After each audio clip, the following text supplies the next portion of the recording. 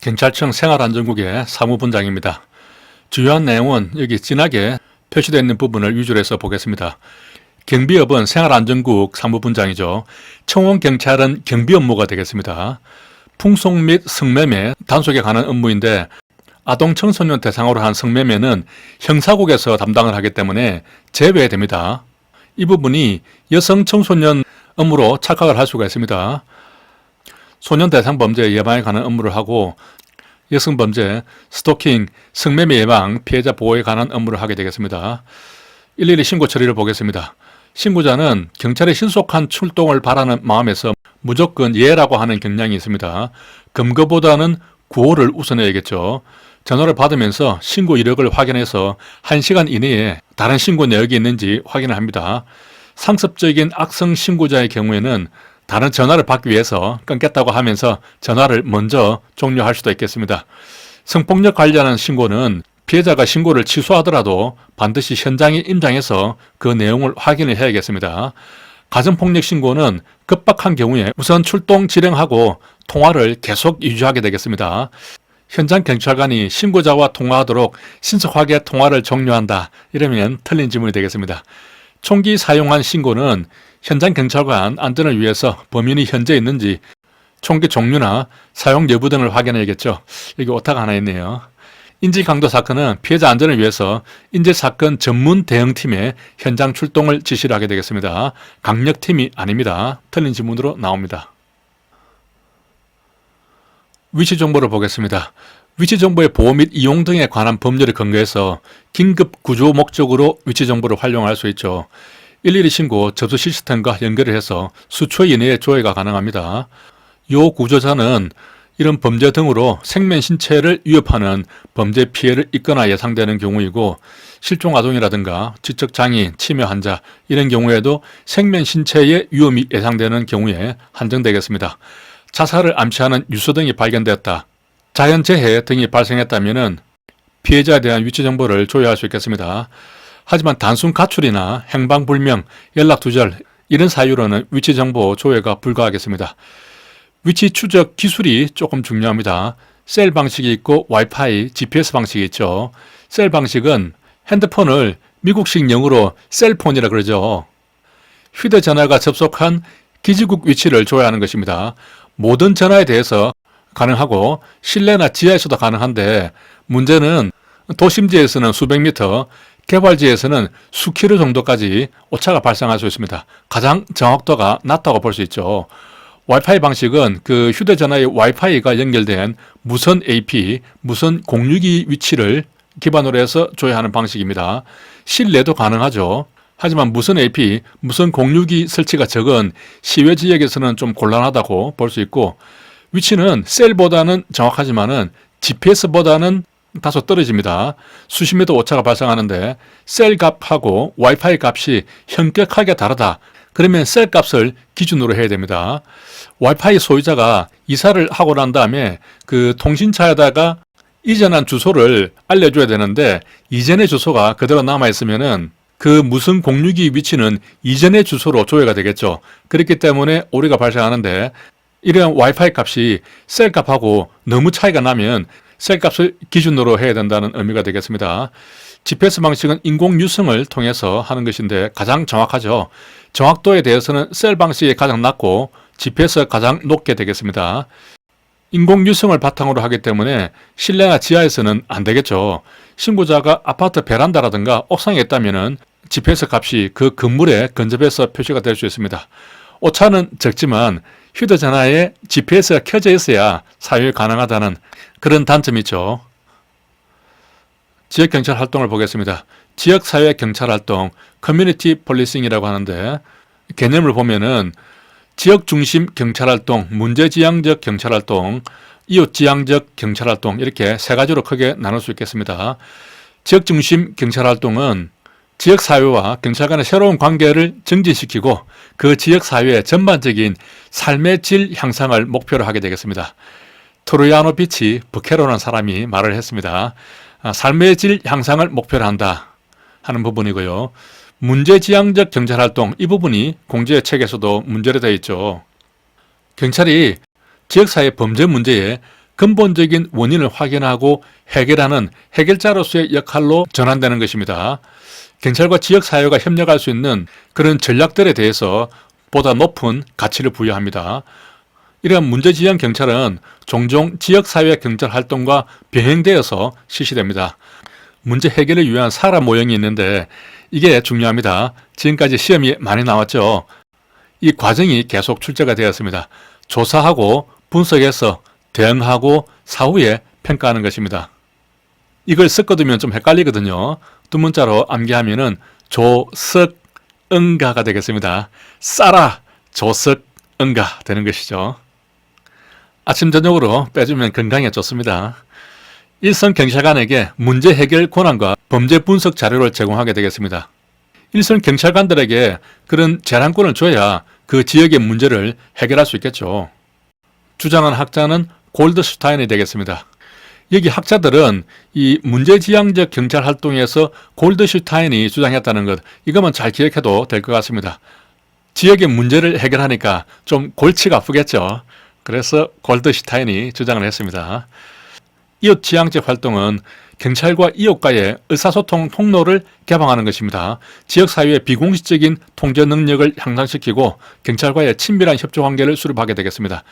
지역조직은 거주민들에게 지역에 관한 정보를 제공을 하고 주민들은 공식적인 민간 순찰을 실시하게 되겠습니다. 이 내용이 채용시험에도 나왔죠. 지역 주민이 민간 순찰을 실시하는 것은 이웃지향적 경찰활동이다. 문제지향적 경찰활동이 아니다 하는 것을 유의하시기 바랍니다. 전통적인 경찰활동과 지역사회 경찰활동의 비교를 해보겠습니다. 전통적으로는 경찰은 법 집행에 책임 있는 유일한 기관이었지만은 지역사회 경찰활동에서는 경찰과 시민 모두 범죄 대응 의무가 있습니다. 시민에게도 범죄 대응 의무를 부과한 것이죠. 주민의 역할은 치안 서비스의 수혜자였지만은 이제 공동 생산자가 됩니다. 경찰은 범죄 해결만이 아니라 지역사회의 문제를 해결하는 해결자로서의 역할을 하는 것이죠. 업무 평가는 범인 검거율이죠. 사후 진압이 되겠습니다. 하지만은 얼만큼 범죄를 감소시켰느냐, 사전 예방에 중점을 두는 입장이 되겠습니다.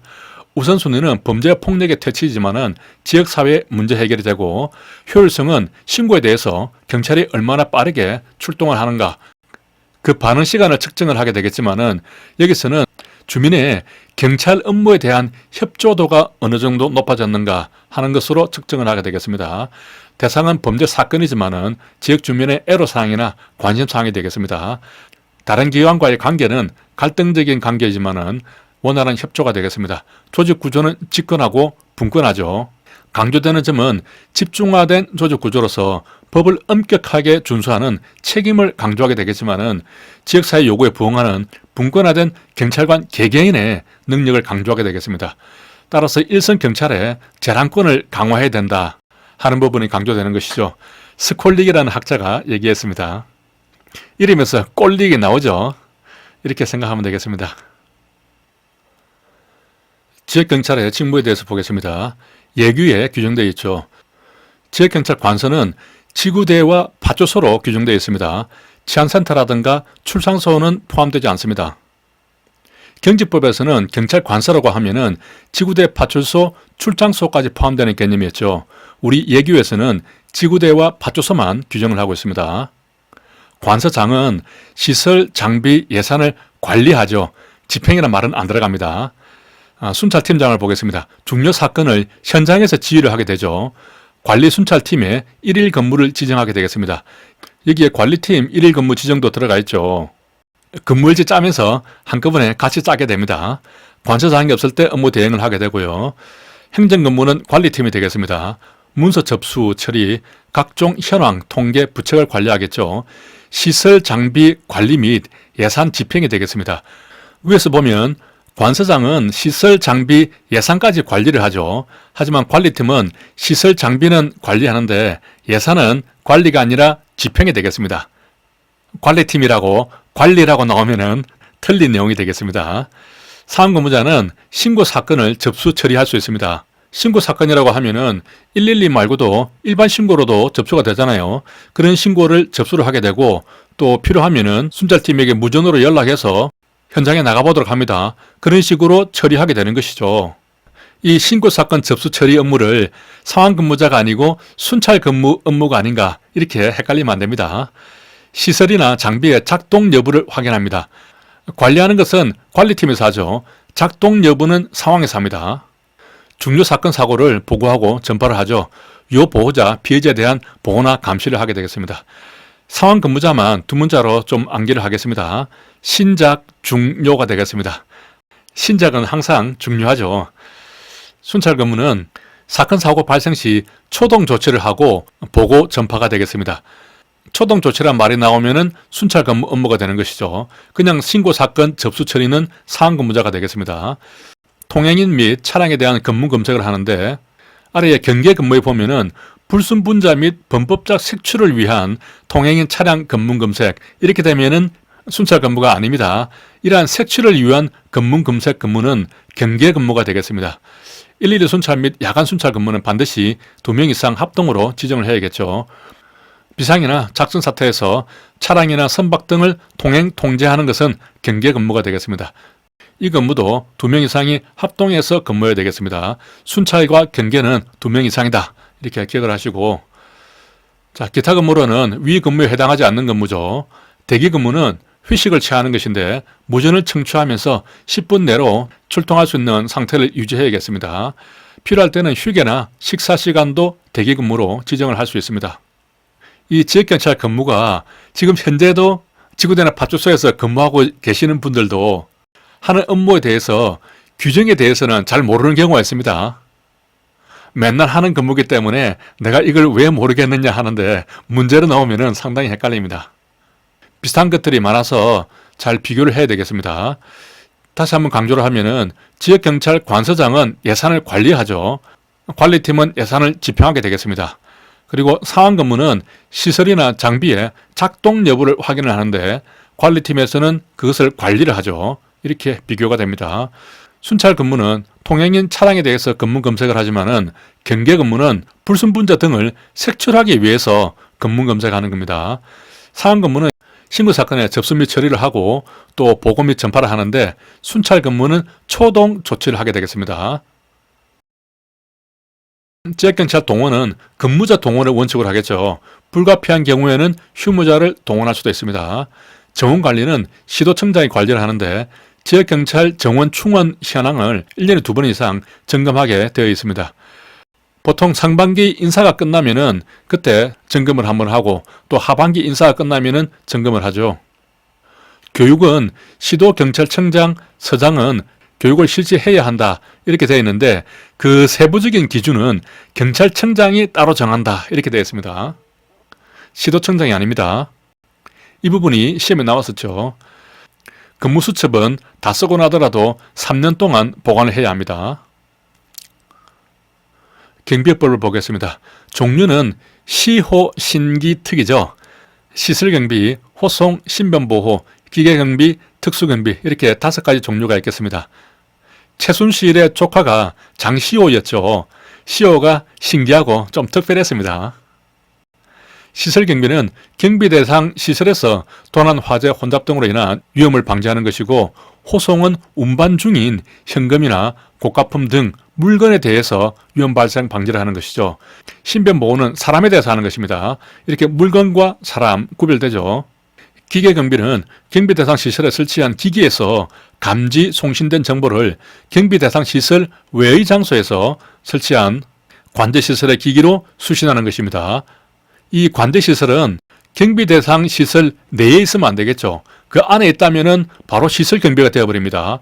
그 시설 외의 장소에 설치가 되어서 그 기기로서 경비하는 것이죠. 그런 방식이 기계 경비가 되겠습니다. 특수 경비는 공항 등인데 여기 괄호 안에 항공기 포함되어 있습니다. 이것을 제외를 해가지고 시험 문제가 잘 나오죠. 대통령령이 정하는 국가 중요시설의 경비나 도난, 화재, 위험 발생 방지가 되겠습니다. 경비원에 대한 결격 사유는 파산 선고를 받고 복권되지 않았다면 경비 지도사나 일반 경비원, 특수경비원 모두 될 수가 없겠습니다.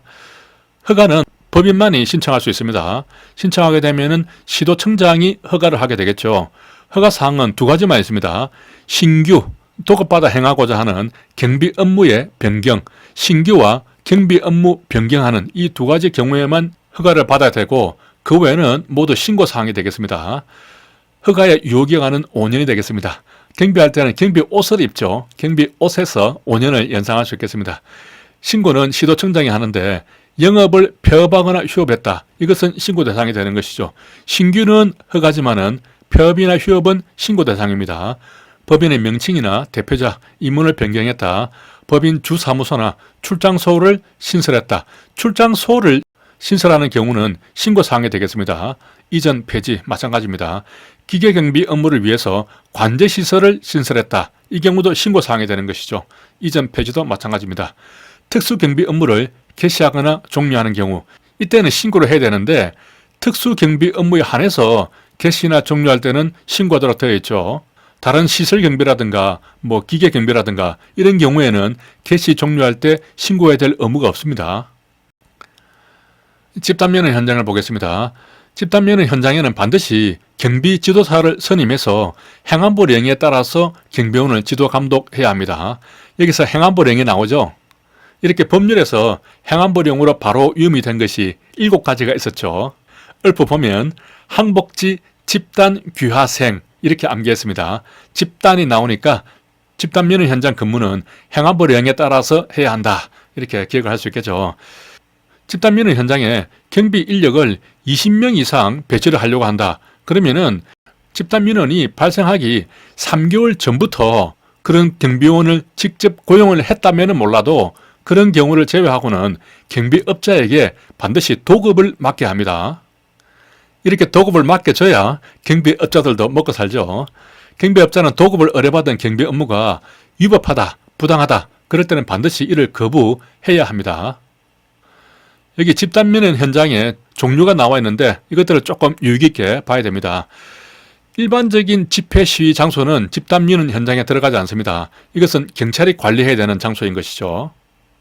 노동쟁의 조정 신청을 한 사업장, 쟁의행위가 발생한 사업장, 도시정비사업과 관련해서 다툼이 있다. 특정 시설물의 설치와 관련한 민원, 주주총회와 관련해서 다툼이 있다. 부동산이나 동산 소유권, 점유권 등 법적 권리로 다툼이 있는 경우 보통 유치권을 행사할 때 이런 문제가 많이 생기죠.